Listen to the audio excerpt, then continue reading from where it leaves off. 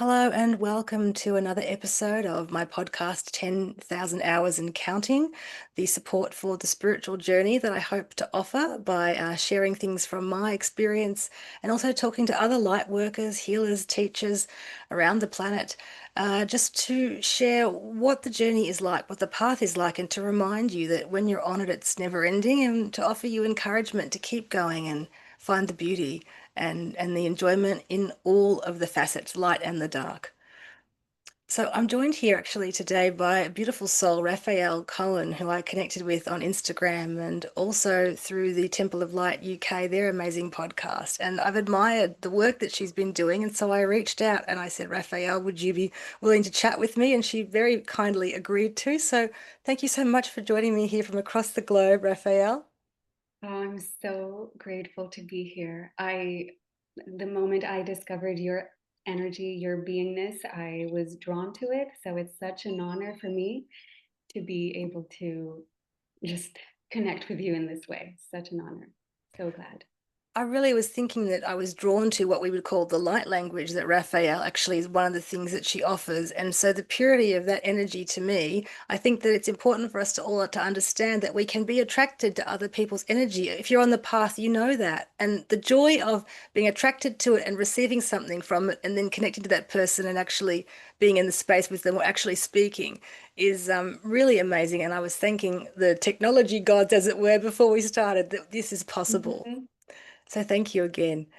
I sent Raphael an email. I had some ideas because lots of ideas flow. And I said, that's probably quite a lot of ideas. And tuning in just today for that, I distilled it down. I want to speak to you, Raphael, about the energy of vulnerability, what I would almost call the art of the vulnerable heart, and how, as spiritual beings and as healers and teachers, vulnerability is a necessity in many ways, but also how it serves us. And I guess why it's important to give yourself the gift of leaning into it because it's a human thing to not want to feel vulnerable. It can feel frightening.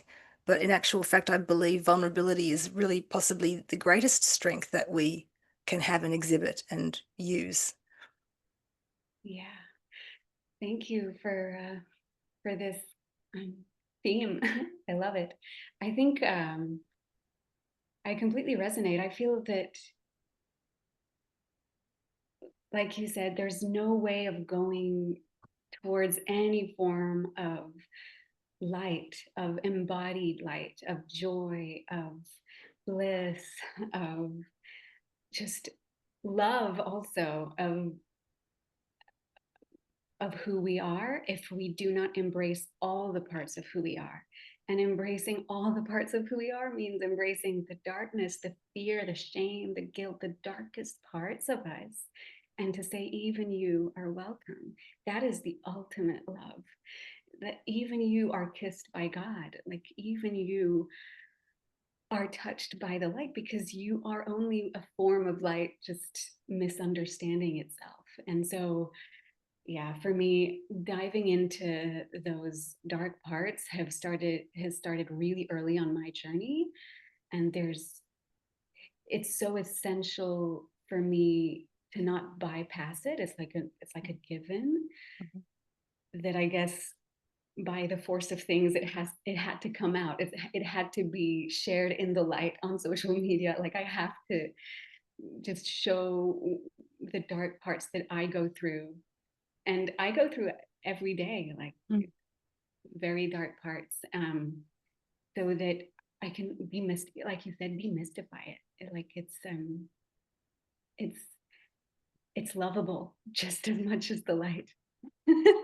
It's here for us to rise into that love, to rise into that light. It's such, Yeah. yeah, I love that alchemical shift. So, Yeah, you're right. And it is that daily thing. And I think it's important for people to understand that no matter what part of the path you're on or how long you've been on the journey, the human part is going to alchemize those darker sort of feelings. And in some ways, I think that as people, light workers and healers, we are also helping to alchemize, well, I know we are, just our ancestral lines and those of the rest of humanity. And in a way, that's part of the gift of being able to be vulnerable enough to sense subtle energies. If you want to do this kind of work, you need to sense them. And so that's about being a very open filter, very, very open and sensitive, and that's vulnerable. But then you have the strength of being able to say, but I know that in looking for this, I'm not going to drown in the heaviness. I'm going back to that idea of a filter. So you witness it, but you don't have to drown in it. But a lot of people are worried that if they open that gate or that doorway to the fear, it will become too much. But it's a little bit like I feel the way children can be, children who are happy and healthy and loved, that they can experience emotions and they come through quite quickly and naturally. They don't hold on to them, they don't get stuck in them the way adults can. So it's something about, I was saying to you just off camera before, that I feel a lot of people who have been into darker places, who've experienced quite a lot of suffering for whatever reason, can also, especially as teachers and healers, connect to the light in ways that is really empowering. That maybe if they hadn't had to sit with the shadow, it would be a different offering. So I really admire that in people and the beauty that you say. And I feel like I can see the layers of the beauty that you share, and then underneath it, all of that strength and grounding that it comes from lived experience and a desire to uplift and empower. Yeah, thank you. I really, it's for me, it's like having been so many times into the depths of that darkness, it's like I want to scream to the world, you can do it. It's okay. It's just, it becomes dust the moment you actually build the capacity to hold it and see it. Mhm. I think that the fear of people merely opening that door um, resides in the fact that they haven't built the capacity to create space between that dark fear, shame, guilt, whatever it is, and who they truly are, and that takes practice. That takes having a regulated person guiding you into that takes a lot of practice and yeah, form of already a certain base of integration to understand that that is not you, so that you're not overwhelmed by it. But but it but what I want to share with the world is that it is totally possible to do it. Everyone is empowered to do it, and that is our very reason to exist. Actually, we're all alchemists. We're all here to become the light holding those parts of us, and to see that none of them ever touched the light that we are. None Mm, of them mm, ever stained or even has the power to touch the light that we are. And it's this also reclaiming of that power, like literally sucking the power out of whatever we give it to and take it and reclaim it back to ourselves. And you were talking about children freely just going through their emotions and then coming back to regulation. And I believe that that's literally where it's the moment in time for a human life where the disconnect happens, when there is no adult actually witnessing this process and reflecting safety to that, and like presence. Just, it's okay that you go through that cycle energy. um when they don't reflect that and they come in to save or bring in some resistance to it, that the child internalize that resistance, and then we become adults and we learn to resist our darkness, we learn to resist our fear, we learn to resist our shame, and to say, oh, it's wrong, I shouldn't feel this way. Actually, it's by allowing ourselves to feel this way and to know that it cannot touch us, that we allow ourselves to almost let it kill us, actually, to let it yes, just, thank you. yeah, to, to let it kill who we thought we were, that was not this, and to actually come into a broader version of who we are, which is limitless. There is nothing to kill because we are everything. So we let it kill what we thought we were, but and then we realize we're actually much more. It's, And I was going to talk to you too because I feel that vulnerability is a state that I feel that the body accepts vulnerability much more than obviously the thinking mind. So I see it as higher mind connects us to source. That's how we get all our downloads.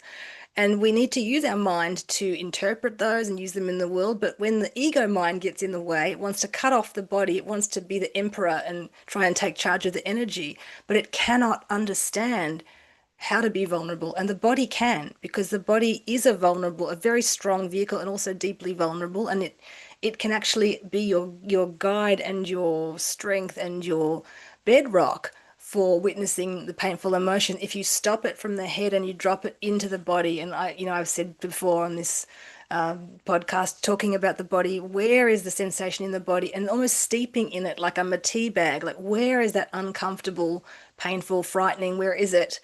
And I feel that the body helps you to ground. So how do you feel you use your body to perhaps process uncertainty or vulnerability, or do you feel that's valid for you, that the body can be that central processing unit? Absolutely.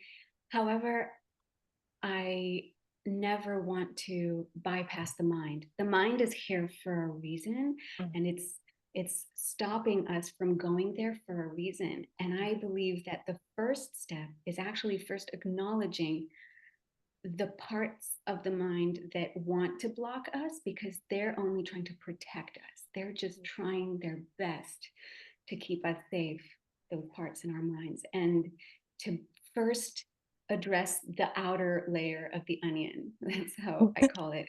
It's okay, what's the first resistance here? Okay, it's the mind not even wanting me to go in the body. Okay, can I be with that? Can I honor the fearful part of me that's just trying to save me and to create a tiny bit of space between me and that part, and to become almost immediately what happens when I acknowledge that and I'm compassionate with that is I absolutely, like you said, it's essential to go into the body and to drop into the sensations that are happening and to build that capacity to just uh, notice where the pain is, what kind of sensation it is, um, and um, and build a relationship also, because it's always the same sort of sensations that will happen for every human being. I feel like there's a pattern, there's always a story that's there, or several, like a set of different stories, and to recognize each one of those and to learn to love them and to learn to see them as our protectors and our little wounded parts, and really um, to shift the thing is that mind was so afraid of them, and it gives them all the power, Mhm. and really to drop to this vision of them just being little versions of us. They're just so scared. That takes all the power away from them, and we literally become the, in IFS you call it the self. It's the light, it's the presence, it's the witness, the one that sees and that loves. um, and but yeah, I definitely, my, in my process, in my life, my transformation, I have been through deep dark nights of the soul that have lasted so long, and the moment I started seeing light again for the first time, and I felt like I can exist here after years of not finding, Yeah. was when I dropped into the body, when I discovered somatic experiencing, when I discovered how to build capacity in my nervous system to be with the sensations present and to Mm. find another part of me that is safe, that is already um, uh, feeling good about existing. There's Mhm. always a part of the body that is feeling safe. And it's about finding that one and coexisting with the one that doesn't, that feels super uncomfortable. Yeah. Oh, I love that you brought up that saying that the mind is there to protect you, that our defenses, genuinely, the ego mind, whatever you want to call it, it's not trying to hurt us. You're absolutely right. It is trying to protect us. It loves us. It just doesn't have the tools, and so in a way, it's like we need to, it's like they say, give your mind something to do, something proper so that it can handle the energy, or you give it a meditation or visualization. So if we can learn to teach it those tools, it does become our greatest ally. So we need to understand it's not the emperor, it's not the leader, but it's an important part. You need to kind of give it its role. I think it thinks it knows the role. So for you to bring that up, everybody listening at home, please do understand that all of those blocks and our seeming challenges, it is the part of us that wants to help. It just does not know how to. So yes, if we can start with that, and you're right, thank you for bringing that up, going into the body for some people, and I know some people who are connected with star beings, we all are, but some people find it a lot harder to feel and feel into their body. So if they could at least start with the thinking mind and open to the possibility that all parts of us are here to try and help us, and there's a reason for them, maybe that can help you too, instead of feeling disconnected from the mind, to understand it's just doing its best. So I appreciate those points. Thank you. Yeah, you're so welcome. I mean, for me, it's been such a journey to resolve this inner conflict in me. Mhm. I feel like everything is attacking me from within, and especially like you said, thank you for bringing that up. The I took a long time before even recognizing that I had connections with star systems, Mhm. and that was also a very deep moment for me to come to that reckoning. And I find that most people who are um, connected with star families and have star memories and their soul memories have a similar wound of believing that they didn't actually choose to be here, they didn't want to be here, Uh-huh. that we didn't want to exist actually, and that we're Mhm. sort of forced. And and so that brings up so much resistance because it's so easy to be convinced by this, Mhm. um, and to reject the whole experience altogether. Mhm. Um, and I really, for me, it was such a game changer when I realized, okay, yes, I carry soul memories that are not of this world, Mhm. and if anything, that memory is bringing back to me the power of having chosen to be here. Yeah. It's actually bringing back to me the knowing in me because of those um, uh, evolved paradigms that I have in my soul memory.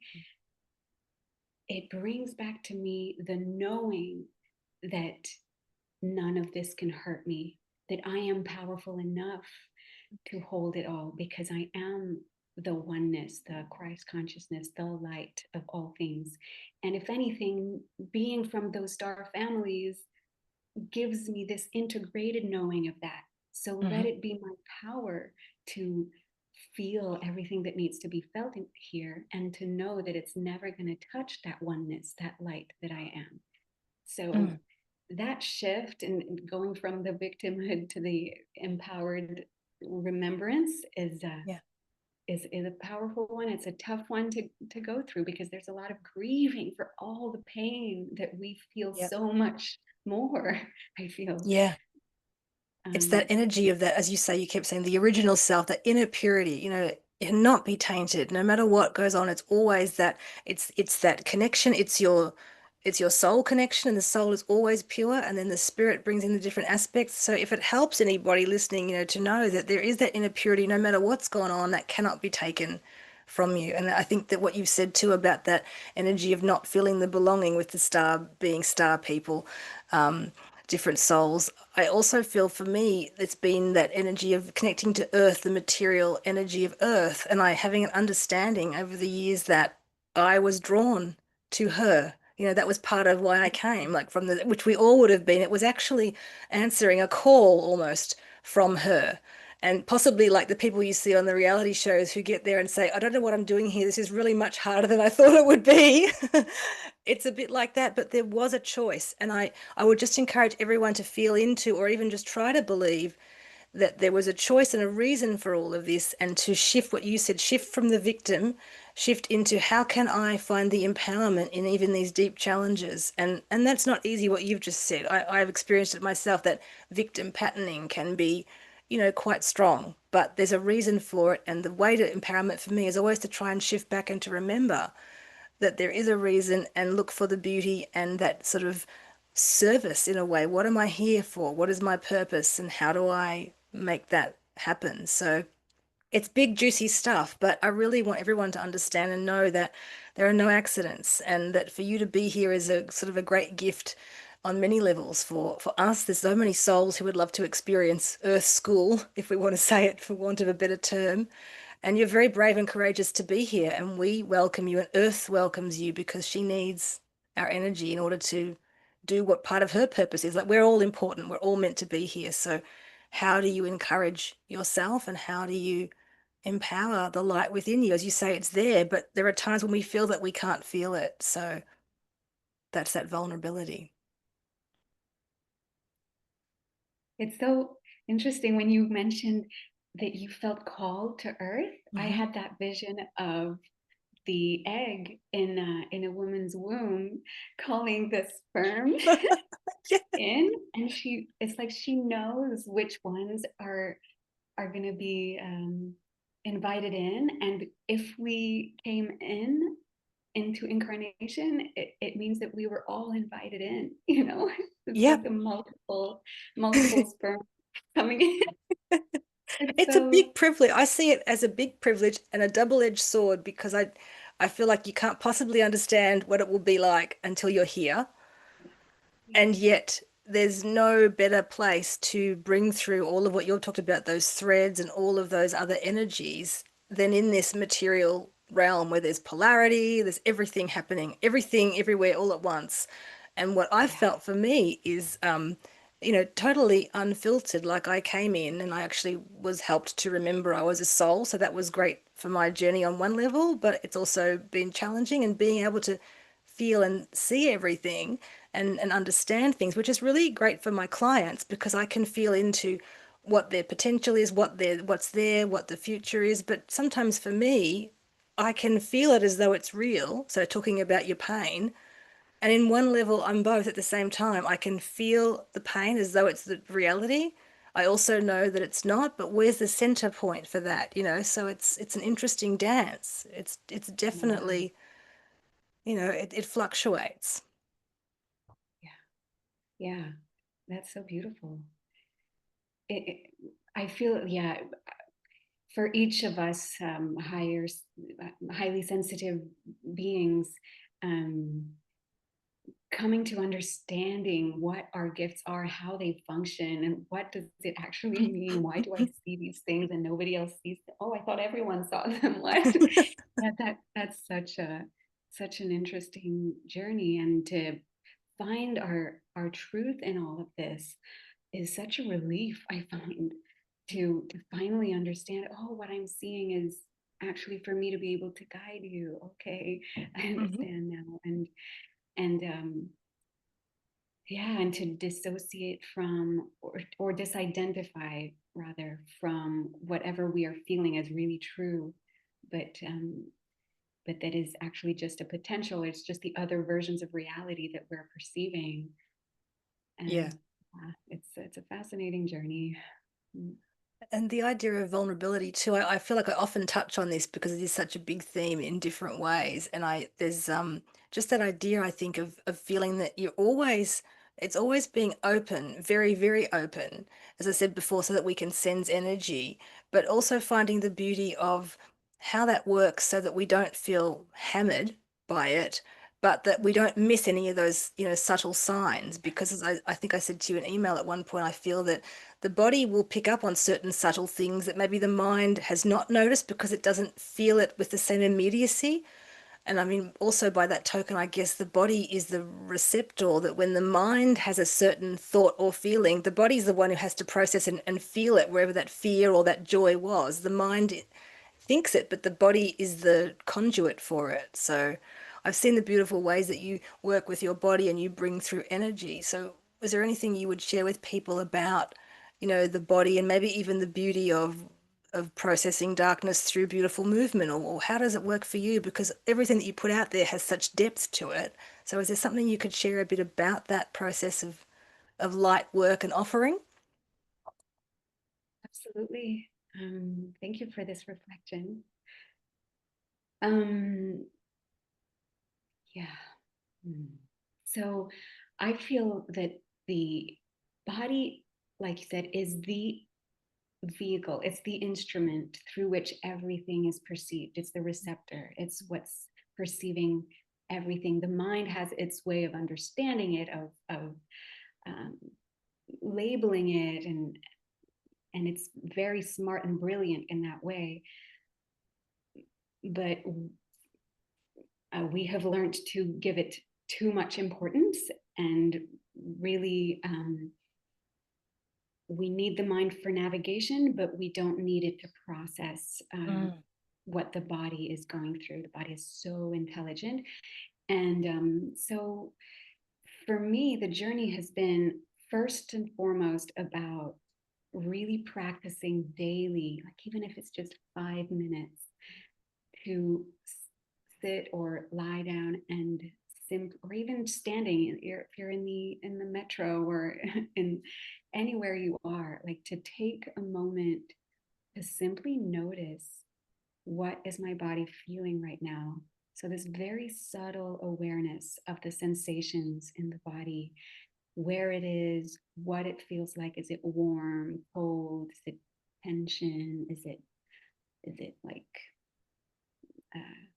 did like little ants or little spiders? Is it Mm-hmm. butterflies? What is it? Is it numbness? And to just be a noticer, a witness of that, to practice not going in to try and fix it, like to really just let it be what it is and notice it and name it, and using the mind for that, using the mind to name things, Mm. and and to label, what am I feeling and what emotion maybe is associated with that, what story is associated with that, and to literally still be the witness. So that's a subtle practice that involves just presence. It's a meditative practice. But then in my personal practice, I also very much bring in specific movements that have been known to be allowing the human body to process what it needs to process, with the knowledge of polyvagal theory, nervous system knowledge, of how to move in certain ways in order to process the parasympathetic, the sympathetic, all the shutdown, and to move it through the body, and to allow everything to be processed um, safely, and just with that witness that you are. And I also love to just intuitively dance, just intuitively let my body move the way it wants to, and to practice being the witness even for that, to notice when I get into a performance and when I've disconnected from just the pure listening, and then go back to that, and to notice if there's an emotion coming in, and maybe flowing with it and allowing myself to embody that emotion and to express what it is, while still being the presence, witnessing the emotion being felt, and not let myself be overwhelmed by it and identified with it, but Mm. rather letting my body feel it fully and embody it fully while I watch the show. Yeah. And that is a very powerful embodiment practice that just allows us to, it's always about creating that space. It's always about disidentifying, untethering, um, and and really becoming the light that sees. Mm. Yeah. Mm. And I would feel that people watching you in your performance space and would feel there's so many layers to that. And so even if you're someone who maybe they have trouble feeling, just witnessing you offering that is something powerful. I think that could be, say, like a trigger in the best way, like an opener to someone's energy. I think we all need to understand even more now how we are connected to subtle energy, and we do feel things from different people and we can receive energy. So for you giving that gift, as you're saying about coming into the present moment, being present with what is there for you, I think that's part of, I think that vulnerability is also about being present to what is and not telling a story about it, but as you took the word, you said witnessing. So being where you are and being willing to feel into what is it? What is it for me? What's actually going on and being present. And then you talked about then getting the next emotion comes back. So it's very much like the process is not just what it might look like on the surface. I said before, it's very layered and you're in it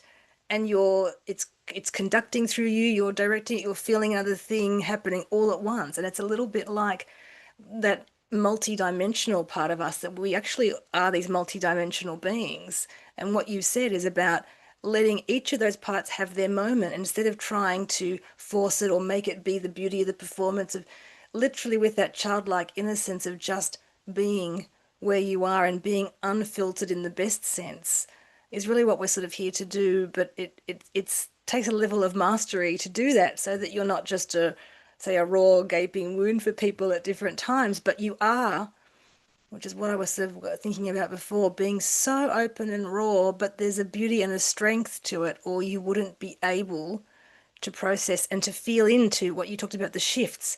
When you're present and you're vulnerable in the energy, you can feel those infinitesimally small shifts and changes. Whereas if you're too much thinking or too much feeling, it's always about a dance, I would say, a literal, a metaphorical dance of presence and the willingness to, I think, respond without reacting. Yes. Yeah. And I find that it is um, very much raw and vulnerable, and it's a form of openness, but also you cannot be in that constant coming back to the witness, coming back to the witness, without a determined, strong, powerful sovereignty of choosing and intending this remembrance, to intend to always come back to that witness. It takes so much courage Mm-hmm. to actually do that, and it requires a deep anchored determination. And that's why it can be difficult for some people who don't really understand that it's not only about being in the flow and being uh, in the vulnerability. You cannot be truly vulnerable if you're not held by Mm-hmm. a safe pillar of light behind you, protecting you and reassuring the fact that you were untouched by this. So it's always about really remembering that with strength. And from that fierce decision and sovereignty comes even more allowing, even more surrendering. I call it sovereign surrender because Oh, it's really it takes power. Like there's no there's a good reason why we call ourselves light warriors. Like it takes power to actually say a sacred no. I am not this anger. I am not this fear. I am not this shame, this guilt. I know I am not this. But now that I know this, how can I allow, now that I know this, I can allow it through me because I know it can't touch me anyway. mm, mm. So that's when I allow. So yeah, it's paradoxical for the Newtonian mind that just puts labels on things that are unmovable, but actually, it makes so much sense. You're so right too. And I feel like it is this teaching opportunity between the parts of self. I almost feel like what you said about the mind being able to label, and that's very helpful because I know when I was a little child, my mother would say, "How are you feeling?" And as a classic star being, didn't know, so would help me to find the words for that. So it's a bit like the mind can help in certain ways find the words, but it can't give everything. Then it needs to listen back to the body. So it means that your path is unique and it means that it will never be static. But what you said about surrender too, to me, is the other important part, that we need that support and it is always there. And our surrender is our free will. And sometimes you have to use your imagination, your creativity to say, I know it's there. I don't necessarily feel it right now, but I'm going to stay on the path. You talked about determination. That's what I want people to know listening to this, that the spiritual path, it's that thing of once you're on it, you really don't get off it. It just continues to empower you, but there's times when it maybe you feel uninspired by it or in deep challenge. But to me, those are those sort of crucible times where why do we keep going? You just do. For me, it's been I just keep going because that's all there is. I keep going and I come out the other side. But it's not necessarily that I know where it's going to be. It's just that I feel I need to keep on the path. And then the inspiration does return. And to me, that's beauty of being able to say that was so hard.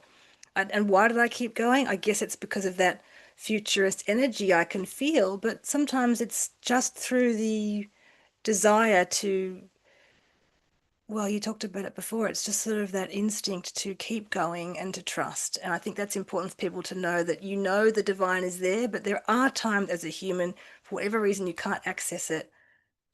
So you use your inner strength and determination to just simply wait or keep going and trust, and it will always come back. But don't ever think that, you need to be totally, everything's always beautiful all the time. That's just not possible in the human experience. Look at most people's experience. So it's that kindness, that willingness to surrender to a higher power, the higher part of you. And I think also, what you were saying about bringing it through. So you offer it, it comes through you, it's processed through your being in a unique way, and then it's brought into the earth. It's integrated for us all. It doesn't just become a concept.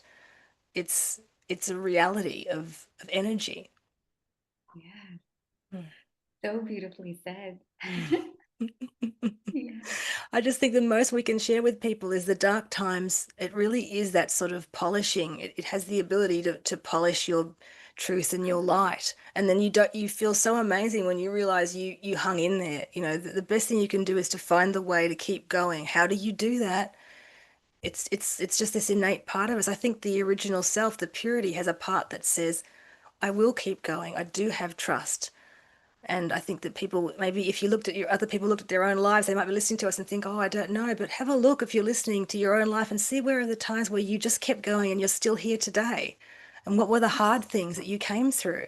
And honor those things and love yourself enough for, I do believe that we choose all the circumstances of our lives.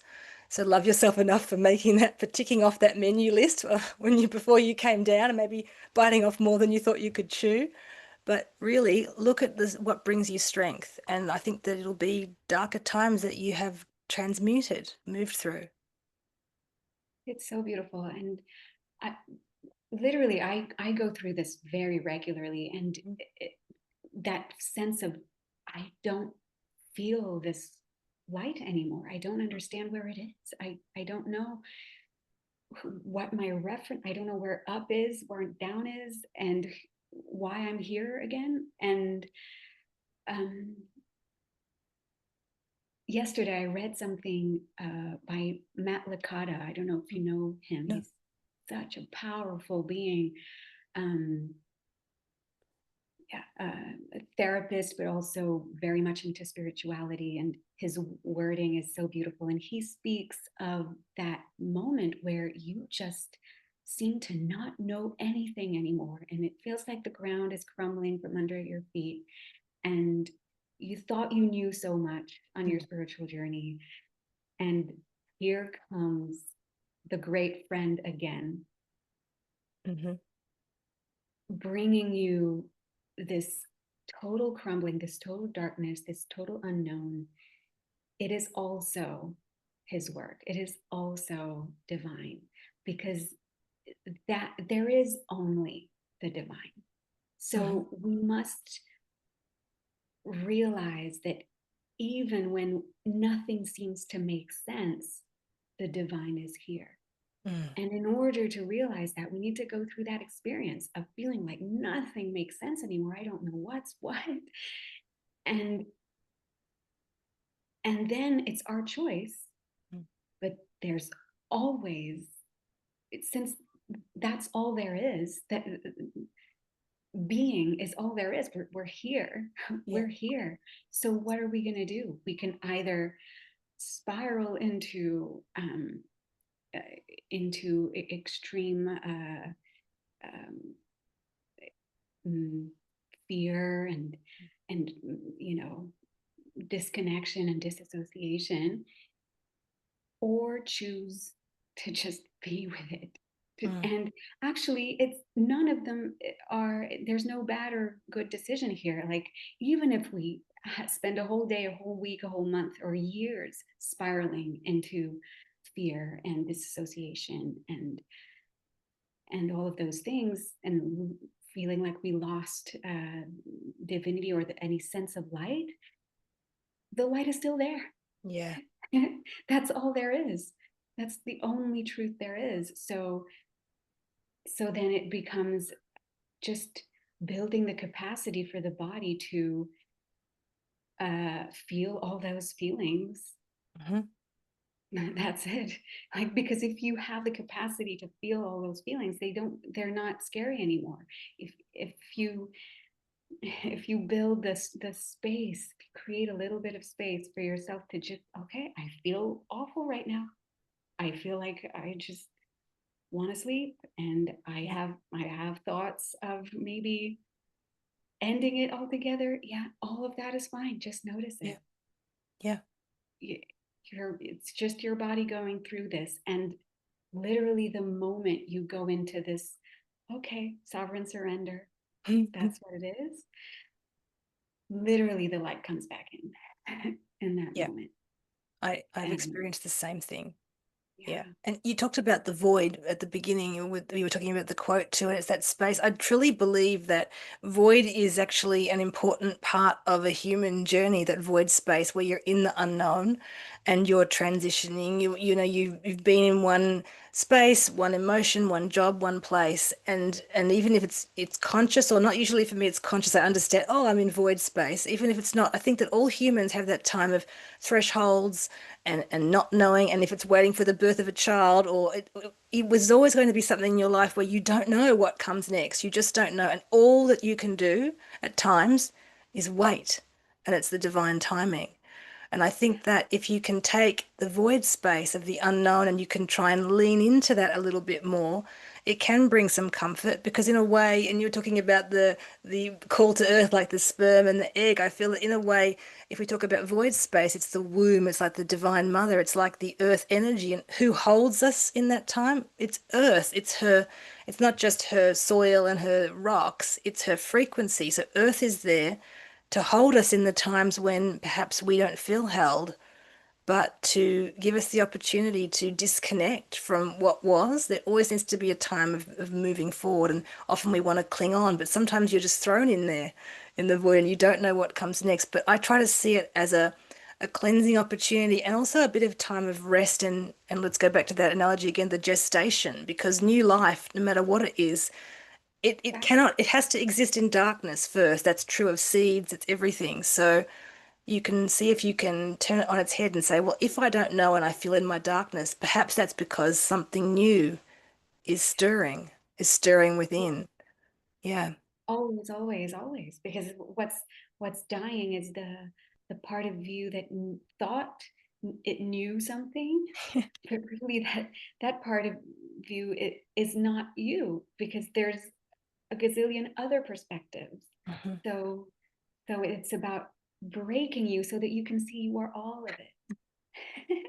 The break, And it's in the breaking, yeah, that it's yeah, important, and it takes great courage. But in what you're talking about, that too, of allowing yourself to be all of those aspects and not attached to any one thing, it's it's hard work in a way as the human, but we know that it can be done, and we do it, other people are doing it. So if it encourages anyone listening to just feel, if there's a death or an ending, and certainly to a skill or a part of me that I thought, I can't understand how I can't be this person anymore.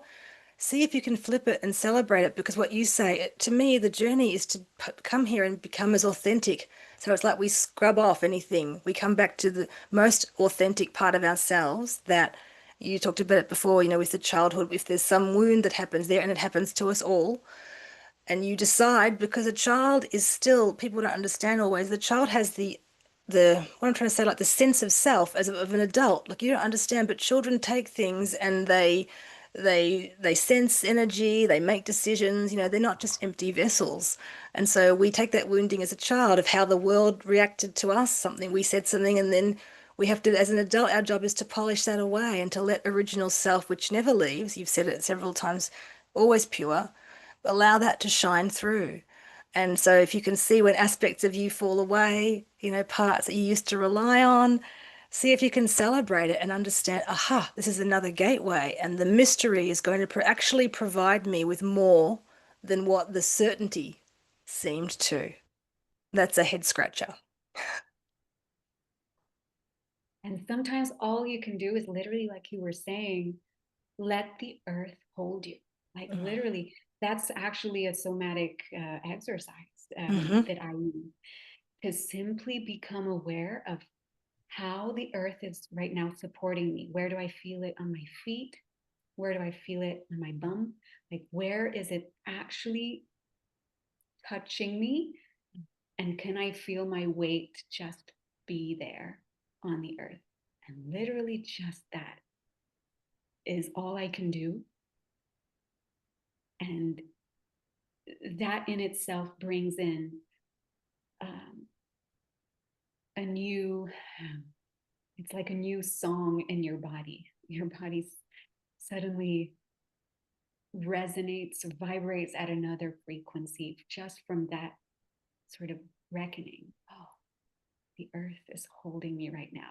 And sometimes we are thrown into a situation that allows us to do nothing but that. It Mm. really destroys everything we thought we knew so that we can invite in this subtle foundational understanding in our bodies, inner Mm. standing of the earth just holding Inner us. standing. Mm-hmm. Yes. Thank you for that. That's a very simple thing that people can try. Absolutely. Feeling into just the gravity and just Yeah. the way Earth is holding you. And as you say, it's like I say to myself, I am here and it is now.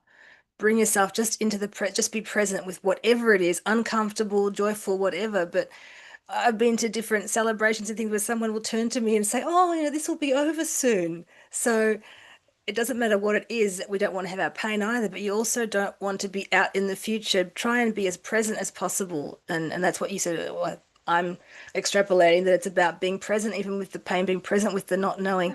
Eventually, Yeah. something will shift, and it just takes courage for you to do it. So I think that if people can understand already, there's deep courage in just being here and un connecting with other humans and trying to understand yourself. It takes a lot. And then if you're also adding on the layer of healer and light worker where you're giving to others, you're utilizing your sensitivity in a way that can bring through messages or energy for them. And you're learning how to work with that so that you're open, but you also aren't so open that you don't know who you are. It's such an intricate thing. But it is that starts with vulnerability of the not knowing and trying to come to a space of acceptance with that. I mean, imagine if you knew, even if you knew the most beautiful thing, when you plan something, I always say to people, I never, the things that I sort of plan or the things I put into place never turn out the way that I think. They're always something usually even more, even better than I could have imagined.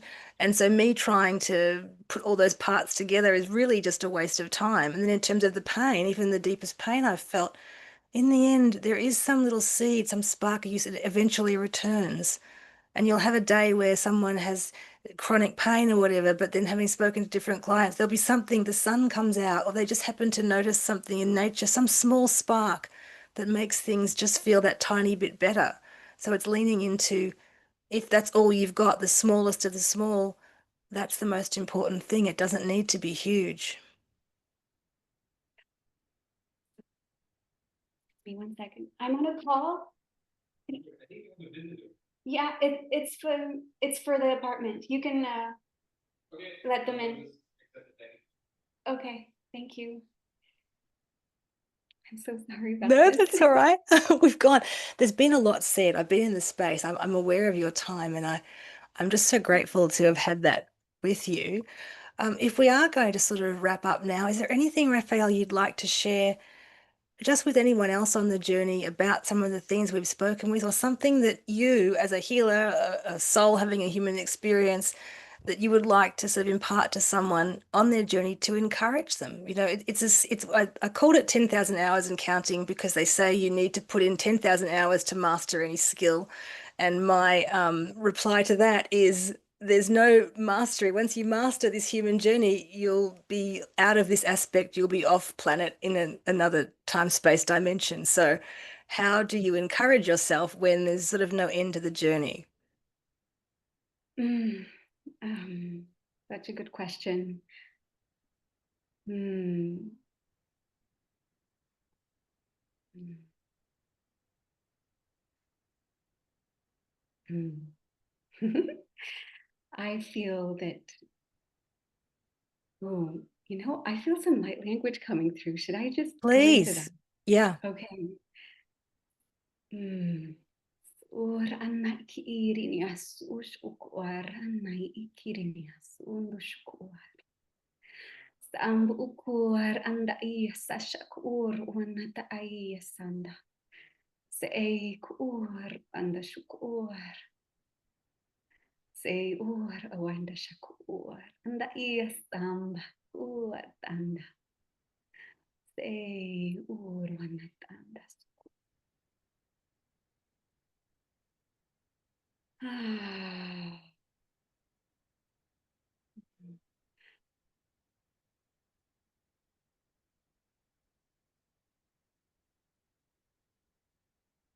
Yeah, I think that the only journey here that keeps coming back, it never ending, like you said, it's never ending, is first of all knowing that there is nowhere to get because you're already there, and that you are only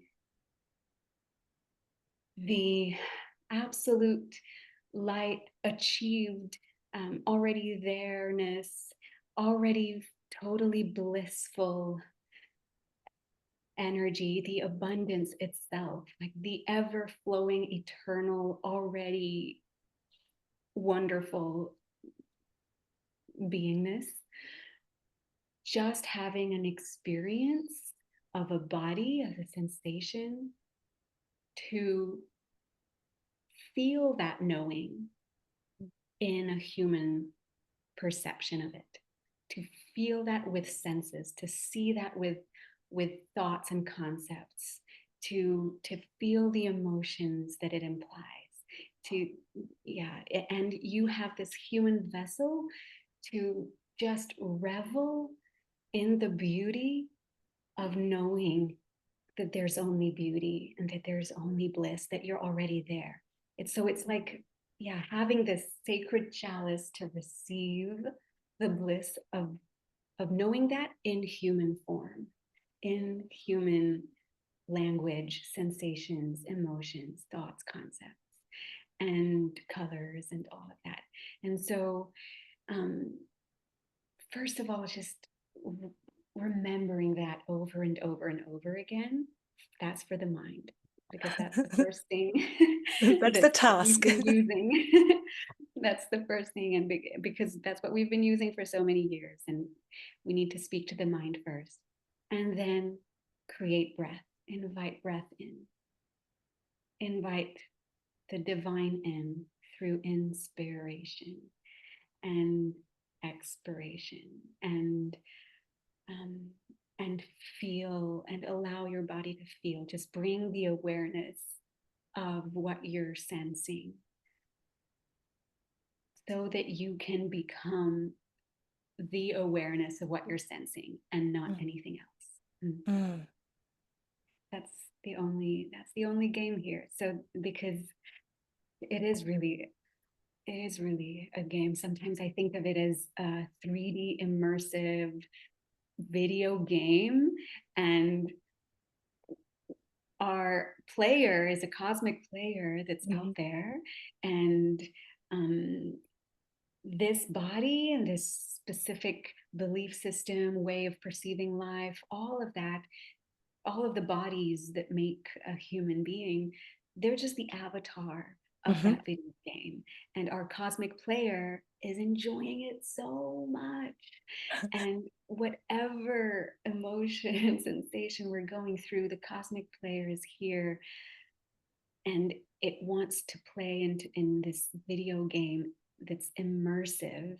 And so it wants to just really enjoy fully, just enjoy, um, know that the cosmic player is enjoying every bit of it, and try and become the one that's enjoying every sensation, um, and have absolute compassion for the moments where you can't enjoy it at all, and you feel like you lost it all and you don't even know what's what anymore, because the one that is not compassionate, that is shaming or guilting or feeling anxious about it, is not you.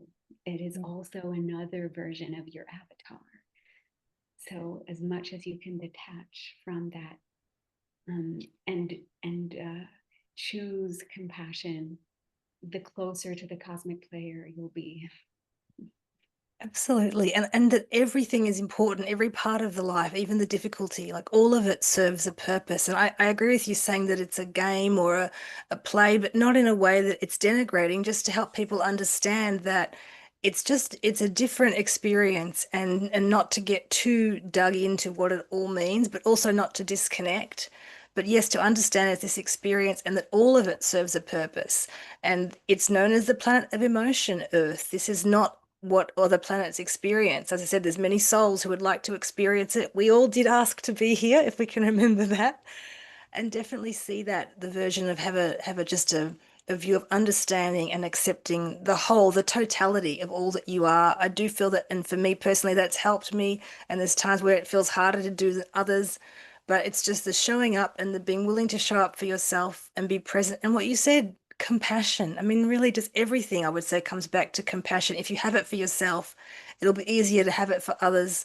Having it for others can create that unity community that we genuinely are here to do, and the ascension energies are happening. So I always prefer to keep hope alive in my heart. I sort of, that's what my baseline is, no matter what's going on. So if you can do that for yourself, anyone listening, keep hope alive. It strengthens that energy within us and with the planet. Earth is giving off that frequency anyway. And all of the other stuff that we're seeing is just other reflections, but it doesn't have to be the truth. So stay strong with you. And I always have that thing about, there's an old saying, keep your face turned to the sun and the shadows all fall behind you. So it's part of our work to do to stay positive and stay strong. Yeah. And thank you for the light language transmission. Just for the listeners, I'll just say too, that's the sort of the blessing and the energy. Whenever you draw an oracle card or you receive a reading, or when I tune in, if you're tuning into your guidance listeners, you probably know that what comes through is a hopeful message. It's supportive, it's loving, it's kind. And that's what the divine is. So what Rafaëlle shared with us, I could feel when she started to laugh and smile that there's that divine spark that comes through in us all. So yes, divine messages are always reassuring because that's the frequency of that energy it understands. So receive that comfort. It's such a beautiful thing to receive and to witness. So thank you for that coming through. And thank you just for sharing your beauty, your all aspects, and the light of you in this space in my podcast, and also what you do in your work. Thank you so much for that. Thank you. Thank you so much. And thank you for having me. It's such a pleasure to be here. Such a pleasure to dive into all of those themes, conversations. It's like my favorite thing ever. I just love to speak to other people on the path and hope that can share some wisdom, some inspiration, because we are actually here to lift each other up and to understand that everything is okay, and no one's going to be the same, but sometimes you hear resonance on the path and it manages to make you feel maybe a bit less alone, or a little bit more permission to be the more quirky part of you if you didn't see it or hear it from someone else. And so I just with gratitude to you and to the listeners for spending this time in the space with me. And as I say, all of us, all the light bearers, anyone going out there offering their time, their vision, their creations, anything to other people, that we do that. It's so important. It's so needed. And just gratitude. So thank you for your time again. It's been wonderful. Such a pleasure. Thank you. And Yeah, listeners, may everyone feel really empowered to create that space so that that choice is there for them, that they know that they always have a choice of how they are with themselves in every moment, every absolutely. moment. And Yeah. also Raphael's tip about the earth connection of just feeling into your space, focusing on your breath, feeling where are you connected to the earth, feeling the gravity, understanding that, we are held and trying to lead into that. And going out in nature always makes me feel better too. But you Oh, don't even need to be. Maybe if you were listening, you heard her start to talk about connecting to the earth. I could feel that. And earth is underneath my house right now, but there's a frequency you can tap into, whether you're actually standing on the earth or you're outside or not. Be aware of those subtleties too. That's the magic. That's yeah. also the magic of being here. It doesn't need to be literal, it can be energetic. And usually that's the more Yeah. powerful key. That's the key that unlocks the mystery, the Yeah. energetics. Mm-hmm. Absolutely. Amazing. Well, thank you so much. And everybody, there'll be another episode coming down the pipeline, and you can check out in the notes of how to connect with Raphael and her other beautiful offerings. But for now, namaste from my heart to yours, Raphael, and to all the listeners. Thank you. Thank you. Thank you. Bye. Bye.